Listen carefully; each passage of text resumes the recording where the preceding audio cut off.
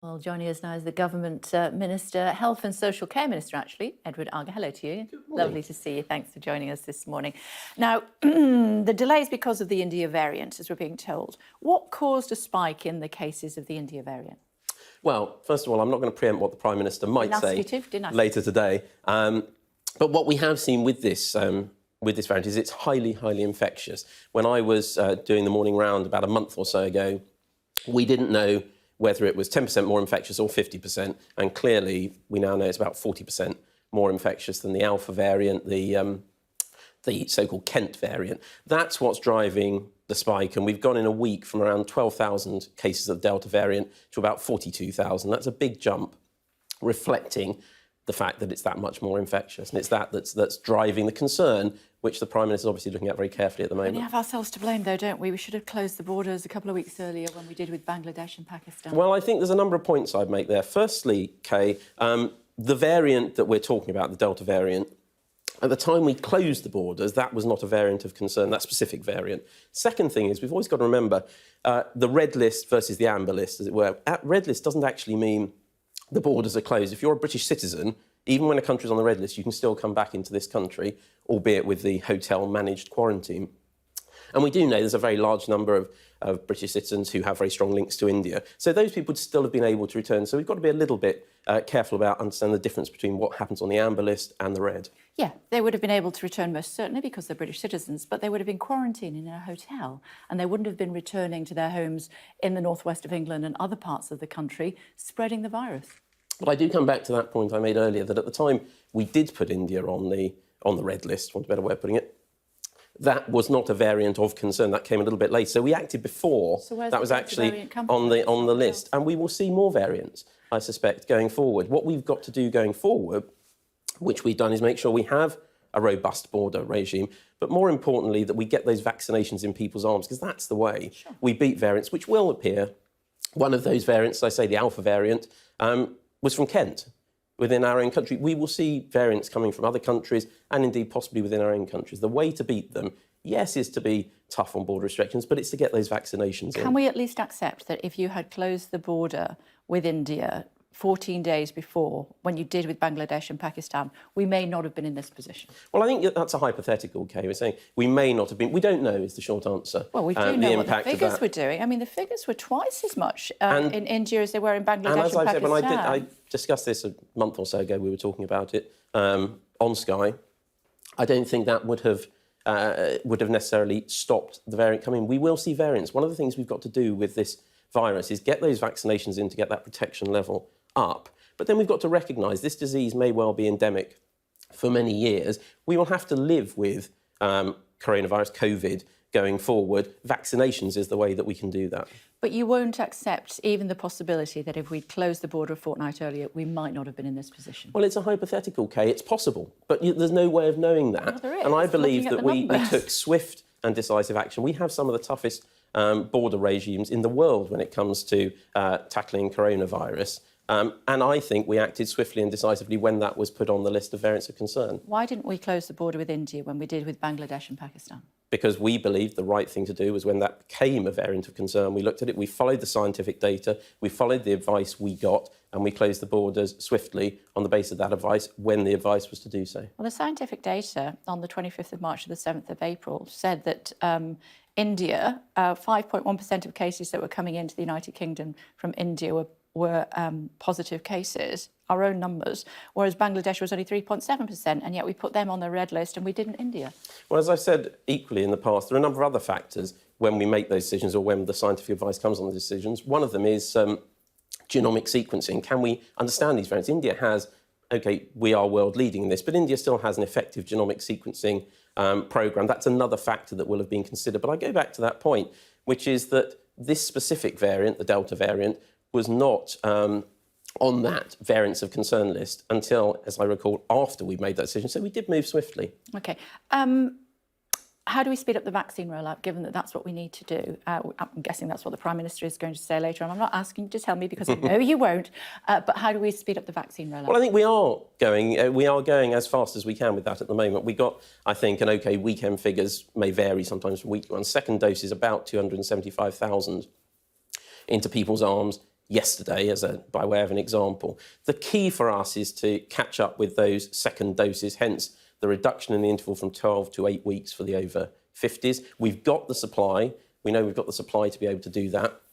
And one of the key things I would say is when you are eligible to come forward, either for a first dose or for the second dose, please do, because we're getting to a point now where we want everyone who's eligible to actually come forward and get those jabs. So we've got a gap of about 10 million, 9 or 10 million to make up in terms of difference between first and second doses. We're really keen to make sure that everyone gets that second dose as soon as they are eligible, hence the 12 to 8 weeks, partly because it's better for everyone, but partly because we've seen the latest Public Health England evidence. There'll be more research done on this. With one dose, you are 33%, roughly 33% protected against the Delta variant. With 2 doses, that goes up to 81%, and that's the key to being able to safely ease restrictions. And at what point will we as a nation be comfortable with this virus? We know that the numbers of people contracting COVID-19, the Delta variant, are increasing exponentially, but the death rate is remaining about the same. At what stage do we accept that we have to live with this virus? Well, as you heard me say there, Kay, I think we have to, once we've got people vaccinated, once we've got those first and second doses, crucially second doses, into people's arms, and once we see that link clearly severed between getting the disease and hospitalisations and severity of disease.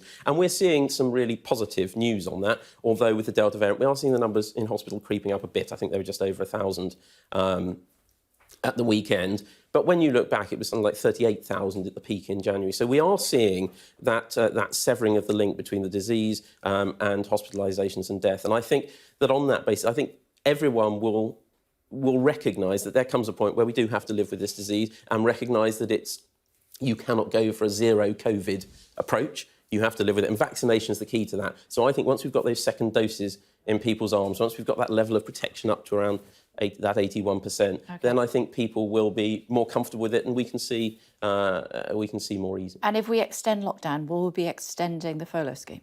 Well, I know that, and quite rightly, you haven't tempted me to speculate on what the Prime Minister will say later, but I know that when he addresses his decision and sets out what he intends to do around the easing on the 21st, he will address those points as well. So that's still on the table? They're things I think he is very mindful of the need for businesses and others to get the support they need if they continue to be locked down or unable to open. But I don't want to preempt what he'll say, but I know he's very sensitive to those factors. That's potentially still on the table. What about weddings? 50,000 couples. If we delay for a month, theoretically, 50,000 couples will have to take that big red pen to their list again.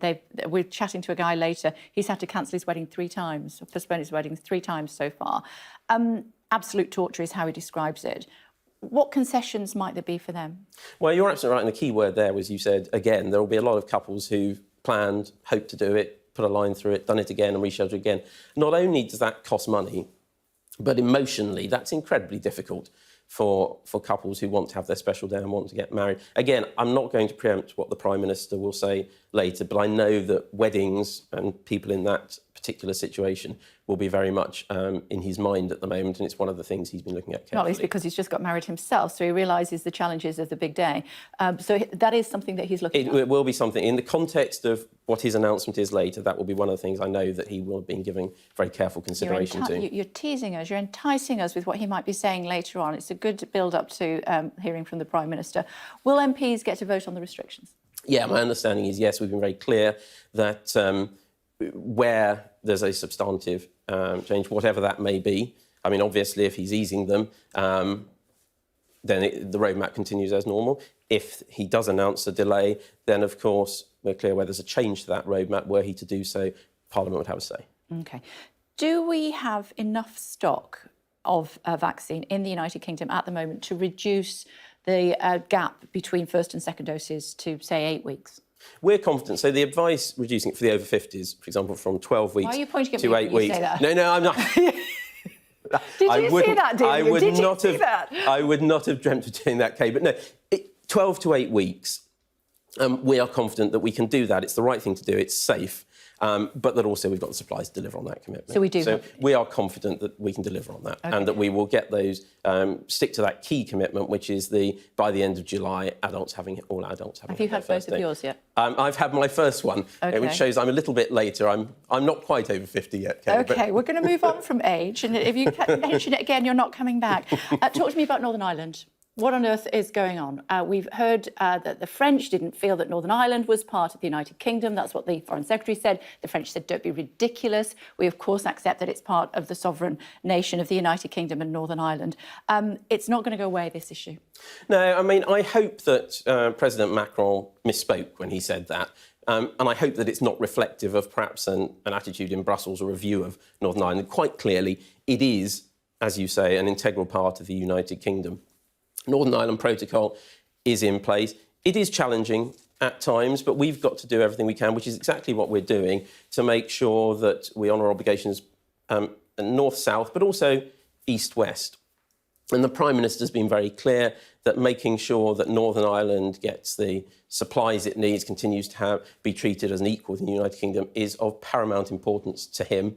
I hope that in the discussions which we saw last week and continue to have with the European Commission, we've set out what we think is needed to make it work. I hope that they will respond in kind with a comprehensive and pragmatic offer and in those discussions. But the Prime Minister's been very clear that regardless of that, he will do what is necessary to make sure Northern Ireland continues to be treated fairly as an equal part of the United Kingdom. A lot of criticism from former Prime Minister Gordon Brown. He's very critical of the way Boris Johnson is treating Northern Ireland. It was a dire warning. He said the future of the Union is at stake unless the needs of all four nations are nurtured.